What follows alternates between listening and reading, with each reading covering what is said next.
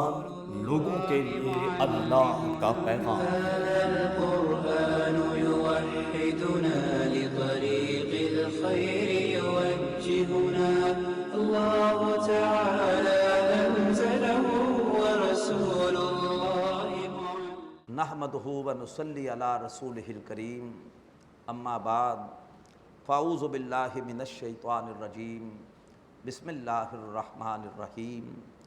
یا ایہا النبی قل لازواجک ان کنتن تردن الحیاۃ الدنیا وزینتہا فتعالین امتعکن واسرحکن سراحا جمیلا۔ صدق اللہ العظیم۔ رب اشرح لی صدری ویسر لی امری واحلل عقدۃ من لسانی یفقہوا قولی، آمین یا رب العالمین۔ محترم حضرات اور معزز خواتین، بنو قریظہ سے مقابلے میں جو مسلمانوں کو شاندار فتح حاصل ہوئی، اس سے بڑی مقدار میں مسلمانوں کو مال غنیمت ملا، اور اس مال غنیمت سے مدینے کے ہر گھر میں خوشحالی آ گئی۔ ہر گھر کو اتنا مال ملا کہ ہر گھر کے دن بدل گئے۔ لیکن نبی اکرم صلی اللہ علیہ وسلم کے چھوٹے چھوٹے حجروں میں اب بھی اندھیرا، چراغ بھی نہیں جل رہا، چولہا نہیں جل رہا، چولہے میں گھاس اگائی ہے، اور وہی کیفیت فقر و فاقہ کی۔ کچھ منافقین ابھی پردے کے احکامات چونکہ نہیں آئے تھے، اسی صورت میں آئے ہیں، ازواج مطہرات کے پاس آتے اور آ کر ان کا ذہن خراب کرتے۔ مقصود تھا کہ اللہ کے رسول کو گھر سے بھی کسی طرح سے تنگ کیا جائے۔ آ کر کہتے کہ ہر گھر کے حالات بدل گئے ہیں، لیکن آپ کے لیے وہی فقر و فاقہ، وہی اندھیرا، چھوٹے چھوٹے حجرے، اندھیری راتیں۔ آپ اللہ کے رسول سے مطالبہ کریں کہ آپ کے خرچے میں اضافہ کریں۔ اب تو بہت مال و دولت کی فراوانی ہے، بیت المال میں اچھا خاصا مال آ گیا، آپ کو اس میں سے دیں۔ ازواج مطہرات بیچاری سیدھی تھی، بھولی بھالی سیدھی، وہ منافقین کی باتوں میں آ گئی۔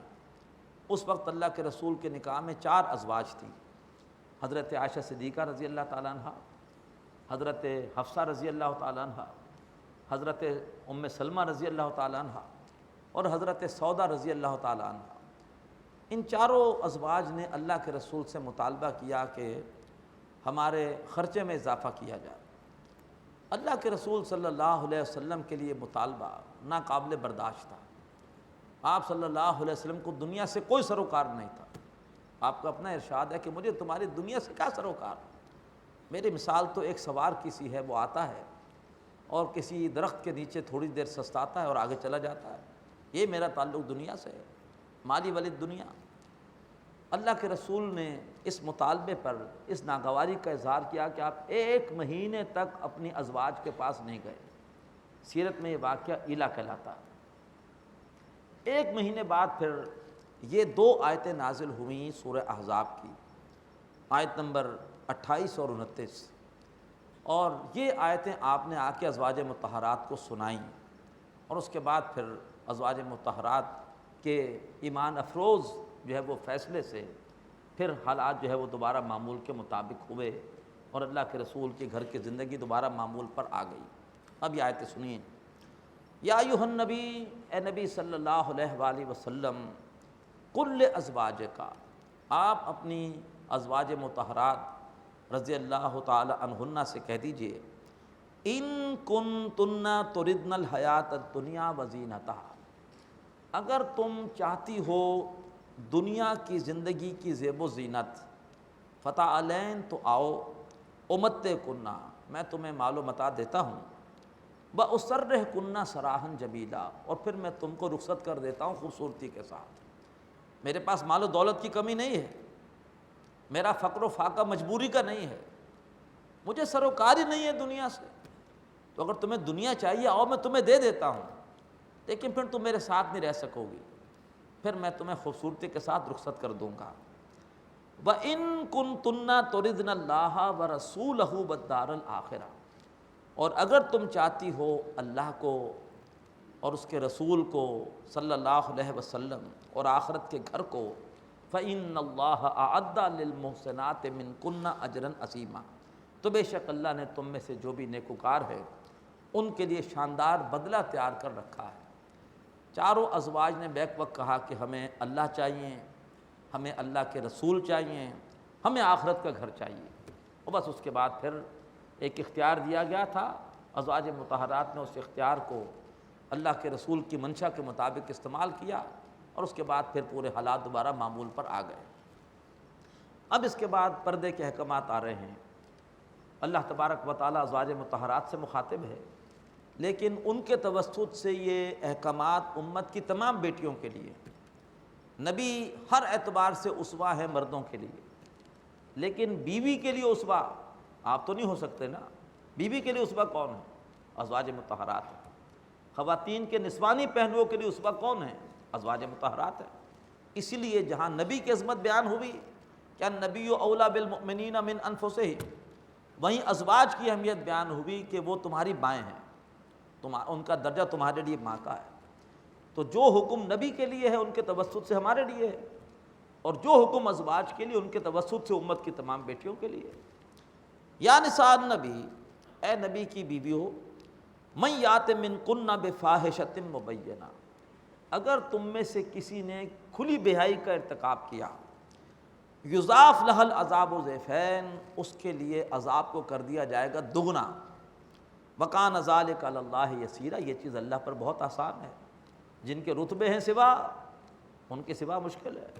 تمہیں اللہ نے بڑا اونچا مقام دیا ہے، براہ راست تم نبی سے فیض حاصل کر رہی ہو، تو اگر تم نے خدا نہ خواستہ اگر تم نے کسی کھلی بے حیائی کا ارتکاب کیا تو تمہیں عذاب بھی دگنا دیا جائے گا۔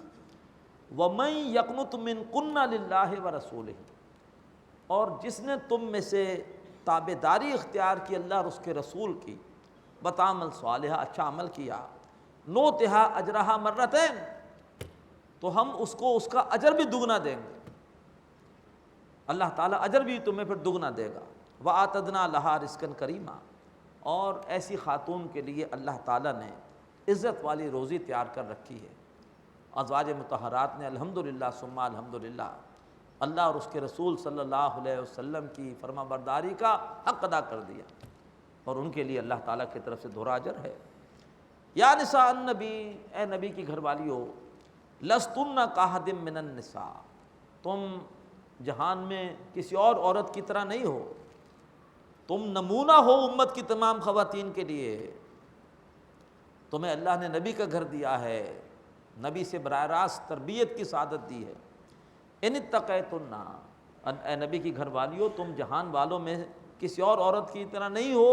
ان اتقیتن، اگر تم اللہ کا تقوی اختیار کرو، اگر تم ایک پاکیزہ کردار کی مثال پیش کرو۔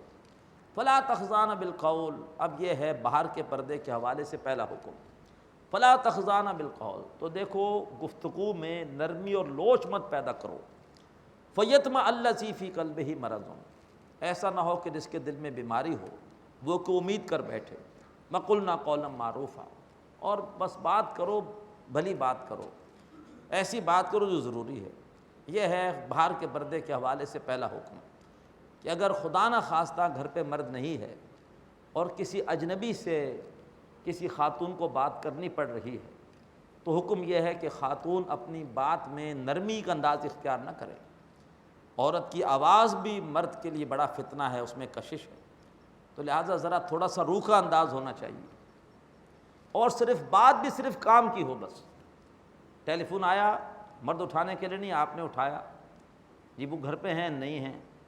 اب یہ نہیں کہ وہ صاحب آپ سے شروع کر دیں، اور کیا حال ہے، بچوں کے کیا حال ہے، اور آپ کے شہر میں موسم کیسا ہے، قطعاً اس قسم کی باتوں کا جواب نہ دیں۔ بس صرف ضروری بات کہ نہیں ہیں، کب آئیں گے، جی امید ہے اس وقت تک آ جائیں گے، بس ختم۔ یہاں تک کہ غیر مرد کے سلام کا جواب بھی دل میں دیا جائے، اونچی آواز سے جواب بھی خاتون نہ دے۔ تو فرمایا کہ نہ گفتگو میں کوئی نرمی پیدا کرو، نہ محرم کے ساتھ بات کرتے ہوئے، اور نہ ہی کوئی لمبی چوڑی بات کرو، بس قلنا قولا معروفا، کہو معقول بات بس۔ وقرنا فی بیوتکن، دوسرا حکم، اور عزت کے ساتھ وقار کے ساتھ اپنے گھروں پر بیٹھو۔ ولا تبرجنا تبرج الجاہلیت الاولی، اور جاہلیت کی طرح اپنی نمود و نمائش کرتی نہ پھرو، گھر میں رہو، جب تک عورت گھر میں ہے محفوظ ہے. پردے کے احکامات عورت کی ناموس کی حفاظت کے لیے. گھر سے باہر نکلے گی تو اس کی ناموس کو خطرہ ہے. اسلام چاہتا ہے عورت گھر پہ رہے اور قوم کے مستقبل کو سنوارے، بچوں کی تربیت کرے. ہمارا دشمن چاہتا ہے کہ ہماری عورتیں گھر سے نکلیں، اور وہ کامیاب ہو رہا ہے گھر سے نکالنے میں. مشرف بدبخت کے دور میں اسمبلیوں میں 33% سیٹس بڑھا دی گئی عورتوں کی. دنیا میں کہیں نہیں، امریکہ میں نہیں ہے، ہندوستان میں نہیں ہے، یہاں بڑھا دی گئی عورتوں کو گھر سے باہر نکالنے کے لیے. اور پھر جو خباثتیں ہوئی ہیں اسمبلیوں میں، جو واقعات ہوئے آپ کے علم میں ہیں، وہ جانتے ہیں ہمارے دشمن کہ عورت گھر پہ ہوتی ہے تو دودھ پلاتے پلاتے بچے کے اندر جہاد کا جذبہ پیدا کرتی ہے. لہٰذا اس کو گھر سے باہر نکالو، اس کو، تاکہ باہر نکلے گی دوسرے مردوں کے ساتھ ملوث ہوگی، خود ہی معاشرہ خراب ہوگا. معاشرہ اسی طرح گندگی کا ڈھیر بنے گا جیسا یورپ کا اپنا معاشرہ ہے، امریکہ کا اپنا معاشرہ ہے. تلے ہوئے ہیں عورت کو گھر سے باہر نکالنے پر. اسلام یہ کہتا ہے کہ نہیں، تم چراغ خانہ ہو، تم شمع محفل نہیں ہو. فرمایا وَقَرْنَ فِي بُيُوتِكُنَّ، رہو گھروں میں قرار کے ساتھ، عزت کے ساتھ، وقار کے ساتھ. وقار کے ساتھ گھروں میں رہو. وَلَا تَبَرَّجْنَا تَبَرُّجَ الْجَاهِلِيَّةِ الْأُولَىٰ، اور اپنی سجدج نہ دکھاتی پھرو جیسے کہ تم پہلی جاہلیت میں دکھاتی پھرتی تھی. باہر نکلنا بھی پڑے تو پردے میں نکلو، تاکہ کوئی تمہاری نمائش نہ ہو. اپنی نمائش باہر نکل کر مت کرو. قوم کا حال مردوں کے ہاتھ میں ہے، اور قوم کا مستقبل اللہ نے عورتوں کے ہاتھ میں دیا ہے. وَأَقِمْنَ الصَّلَاةَ، تیسرا حکم، اور نماز قائم کرو. عورت کے لیے نماز بھی بہتر ہے کہ گھر پہ پڑھے. ہاں، جس نماز کے ساتھ واعظ ہو، جمعہ ہے، عیدین ہے، تو کوئی حرج نہیں آئے، واعظ سنیں تاکہ اس کی بھی تربیت ہو، اس کے بھی علم میں اضافہ ہو. لیکن بقیہ نمازیں، اللہ کے رسول کا ارشاد کہ عورت کی نماز گھر کے بھی اندرونی حصے میں زیادہ افضل ہے. وَأَقِمْنَ الصَّلَاةَ، نماز قائم کرو. وَآتِينَ الزَّكَاةَ، صاحب نصاب ہو تو زکوٰۃ دو.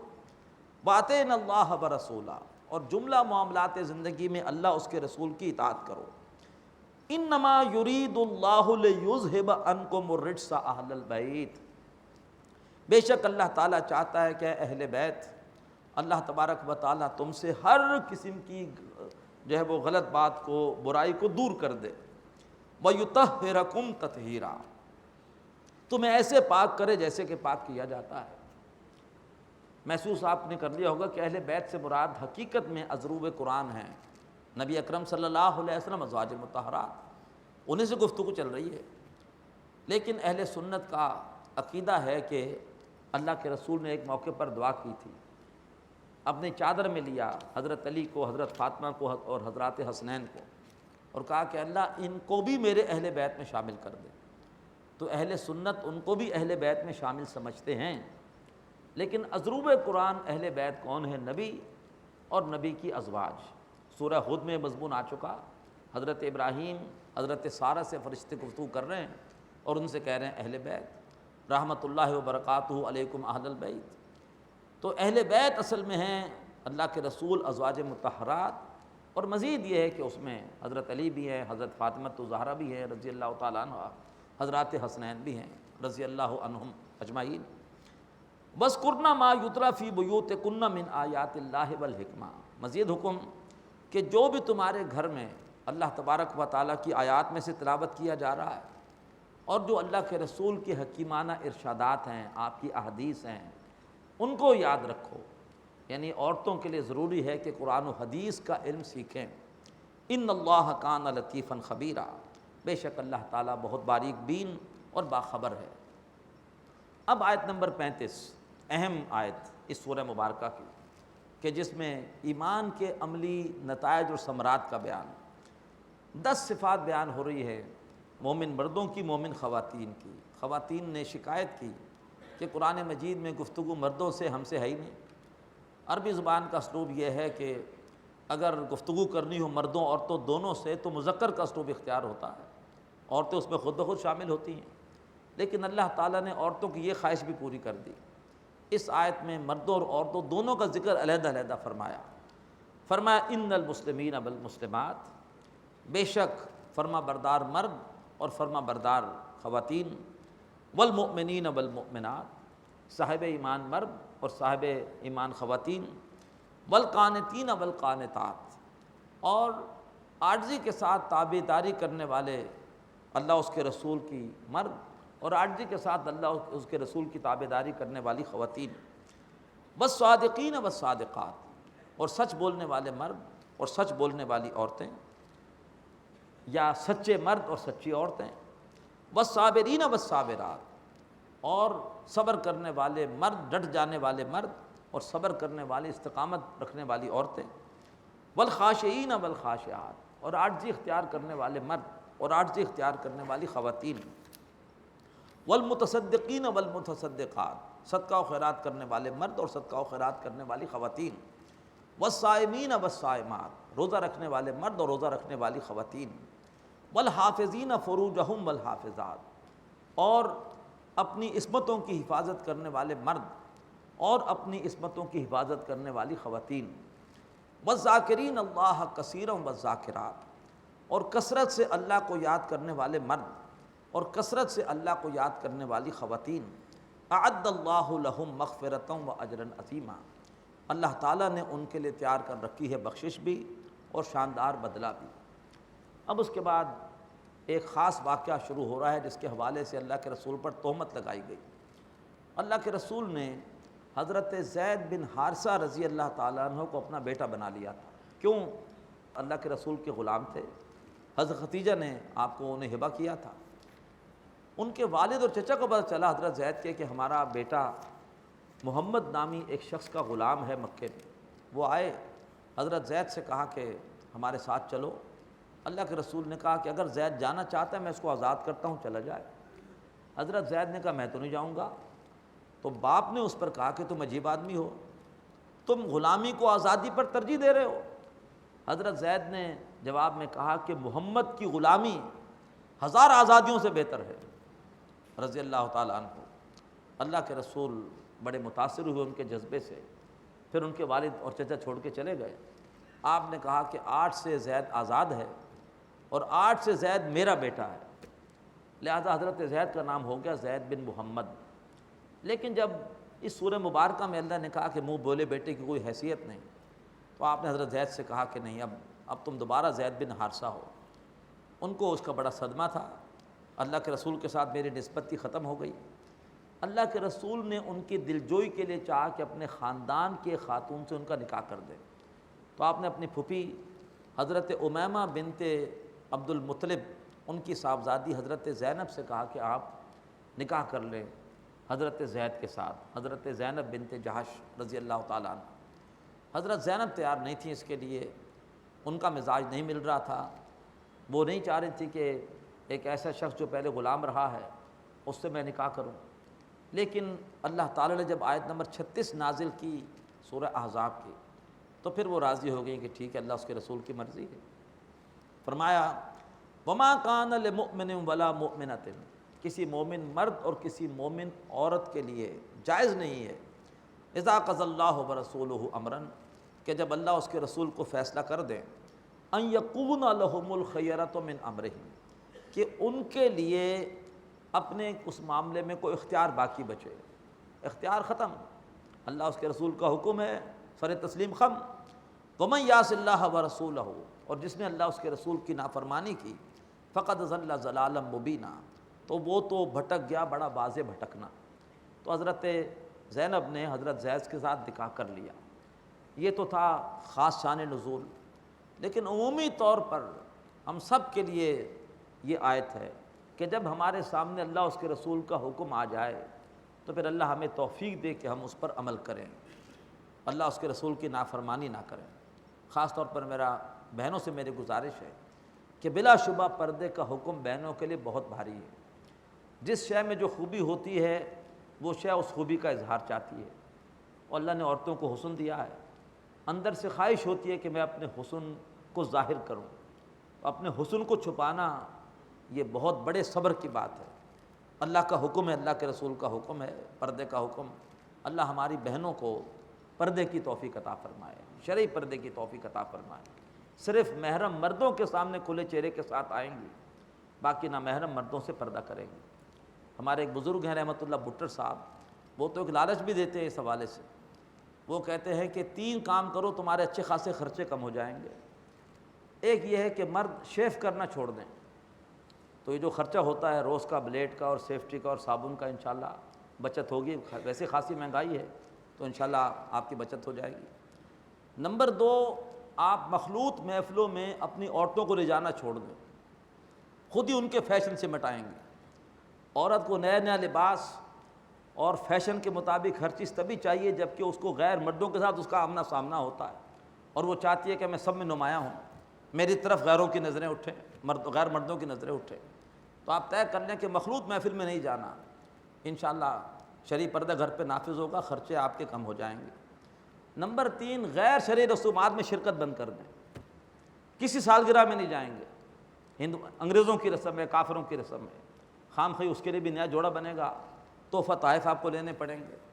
تو جتنی بھی غیر شرعی رسمیں ہیں طے کر لے کہ نہیں جانا، تو انشاءاللہ مہنگائی کے اس دور میں آپ کو کافی اس کا فائدہ ہوگا۔ اللہ بھٹر صاحب کو اس کا اجر عطا فرمائے، اچھے مشورے دیے۔ فرمایا اس کے بعد حضرت زینب کا مزاج ملا نہیں حضرت زید سے، تو حضرت زید بار بار کہتے تھے کہ میں طلاق دیتا ہوں، ان کا مزاج مجھ سے نہیں مل رہا، اللہ کے رسول روکتے رہے، لیکن بالآخر حضرت زید نے طلاق دے دی۔ اب اللہ کے رسول سمجھتے تھے کہ حضرت زینب کی دلجوئی کے لیے اب ضروری ہے کہ میں خود ان سے نکاح کروں، ان کو طلاق ہوئی ہے میں ان سے خود نکاح کروں، لیکن آپ کو خطرہ تھا کہ منافقین فتنہ اٹھا دیں گے، جیسے کہ انہوں نے اٹھایا۔ وہ دیکھو جی بہو پر نکاح تھی، بہو سے نکاح کر لیا، تہمت لگا دی اللہ کے رسول پر۔ اللہ تبارک و تعالیٰ نے اپنے حبیب کو حکم دیا کہ آپ نے یہ نکاح کرنا ہے، ثابت کرنا ہے کہ منہ بولے بیٹے کی کوئی حیثیت نہیں، اس کی بیوی بہو ہوتے ہی نہیں، لہٰذا اگر منہ بولا بیٹا اپنی بیوی کو طلاق دے دے تو پھر اس سے شادی کی جا سکتی ہے، وہ بہو نہیں ہے، وہ آپ آخری نبی ہیں، اگر آپ ان رسومات کو نہیں توڑیں گے تو کون توڑے گا؟ آپ کاری ضرب لگائیں ان غلط رسومات کے اوپر، اس لیے کہ آپ آخری نبی ہیں، اس لیے آگے آیت بھی آ رہی ہے ختم نبوت والی۔ فرمایا وَإِذْ تَقُولُ لِلَّذِي أَنْعَمَ اللَّهُ عَلَيْهِ وَأَنْعَمْتَ عَلَيْهِ، جب اے نبی صلی اللہ علیہ وسلم آپ کہہ رہے تھے اس شخص سے کہ جس پر اللہ نے بھی انعام کیا تھا، آپ نے بھی اس پہ انعام کیا تھا۔ اللہ نے کیا انعام کیا حضرت زید پر؟ وہ واحد صحابی ہے جن کا نام قرآن پاک میں ہے اور کسی صحابی کا نہیں ہے، اور اللہ کے رسول کا انعام کیا تھا کہ آپ نے آزاد کیا تھا، اپنا بیٹا بنا لیا تھا۔ جس پر اللہ نے بھی انعام کیا آپ نے بھی انعام کیا۔ امسک علیک زوجک، آپ اس سے کہہ رہے تھے کہ اپنی بیوی کو روکے رکھو، طلاق نہ دو، واتق اللہ، اللہ سے ڈرو، وتخفی فی نفسک ما اللہ مبدی، آپ اپنے جی میں اس بات کو چھپا رہے تھے جس کو اللہ تعالیٰ ظاہر کرنا چاہتا تھا، وتخشی الناس، اور آپ لوگوں سے ڈر رہے تھے کہ لوگ فتنہ اٹھا دیں گے، واللہ احق ان تخشی، اور اللہ اس کا زیادہ حقدار ہے کہ آپ اس سے ڈریں۔ فلما قضا زید منہا وطرن، تو جب زید نے اپنا معاملہ پورا کر لیا اس خاتون سے، انہیں طلاق دے دی، زوجناکہا، اے نبی ہم نے نکاح کر دیا اس خاتون کا آپ سے۔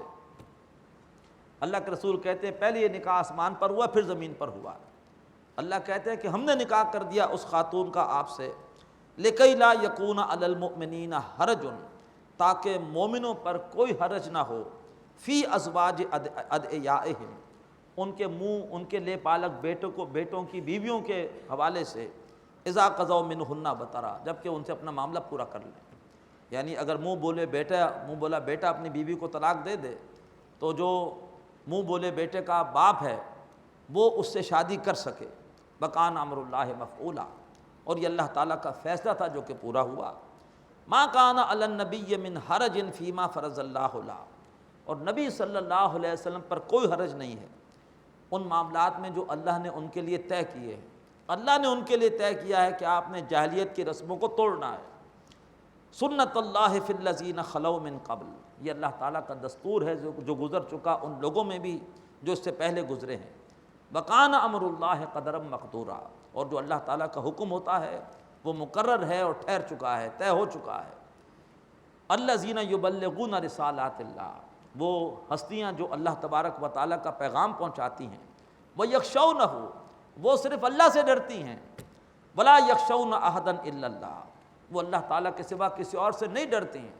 اے نبی ہرگز نہ گھبرائیے ان منافقین کے پروپیگنڈے سے، جو حق بات ہے وہ کیجئے، جو حق کام ہے وہ کیجئے۔ وکفیٰ باللہ حسیبا، اور اللہ تعالیٰ کافی ہے حساب لینے والا ہونے کے اعتبار سے۔ ما کان محمد ابا احد من رجالکم، محمد تم میں سے کسی بھی مرد کے باپ ہیں ہی نہیں، جب ان کا کوئی بیٹا نہیں تو ان کی بہو کیسے ہو گئی؟ کیا بات کر رہے ہو؟ حضرت زینب ہرگز ان کی بہو نہیں ہے، منافقین جھوٹے پروپیگنڈے کر رہے ہیں۔ ما کان محمد ابا احد من رجالکم، محمد تمہارے مردوں میں سے کسی کے باپ نہیں ہیں، ولکن رسول اللہ، لیکن وہ اللہ کے رسول ہیں، وخاتم النبیین، اور انبیاء اکرام کے خاتمے کے اوپر ایک مہر ہیں، ایک سیل ہیں۔ آپ کی آمد سے نبوت کا سلسلہ ختم ہو گیا، اب کوئی نبی نہیں آئے گا۔ اگر کوئی شخص آپ سے کہے کہ میں نبی ہوں اور آپ کہیں دلیل لاؤ، آپ دائرہ اسلام سے نکل گئے۔ کیوں؟ اگر اس نے دلیل دی تو کیا مان لو گے اس کو؟ ہرگز ہرگز کسی کو اب نبی نہیں ماننا۔ جو نبوت کا دعویٰ کرے جھوٹا ہے، مکار ہے، فریبی ہے، ملعون ہے۔ اس سلسلے میں اللہ تعالیٰ نے بہت بڑا اعزاز دیا ہے پاکستان کو کہ یہاں پر جو ختم نبوت کی تحریک ہے، بڑی عظیم تحریک ہے، بڑی عظیم ان کی کاوش ہے۔ اللہ تعالیٰ کے ایسے بندے جو بالکل سیاسی معاملات سے علیحدہ صرف اسی کام کے لیے انہوں نے اپنے آپ کو وقف کر رکھا ہے، اور جب کوئی فتنہ اٹھتا ہے، حکومت کو گڑبڑ کرنے کی کوشش کرتی ہے، وہ علماء ہمیں متوجہ کر دیتے ہیں، اور اللہ کا شکر ہے کہ ہم بھی ان کا ساتھ دینے کی کوشش کرتے ہیں۔ اللہ ہمیں ان کا ساتھ دینے کی توفیق عطا فرمائے۔ فرمایا ولکن رسول اللہ، وہ اللہ کے رسول ہیں، وخاتم النبیین، اور نبیوں کے سلسلے پر ایک مہر ہے، نبیوں کے سلسلے کو ختم کرنے والے ہیں۔ وکان اللہ بکل شیء علیما، اور اللہ تبارک و تعالیٰ ہر چیز کا علم رکھتا ہے۔ اگر آخری نبی رسومات کو نہیں توڑیں گے تو اور کون توڑے گا؟ اللہ تبارک و تعالیٰ ہمیں ختم نبوت پر ایمان عطا فرمائے، اور اللہ تعالیٰ ہمیں ہر فتنے سے محفوظ فرمائے۔ اقول قولی ھذا واستغفر اللہ لی ولکم ولسائر المسلمین والمسلمات۔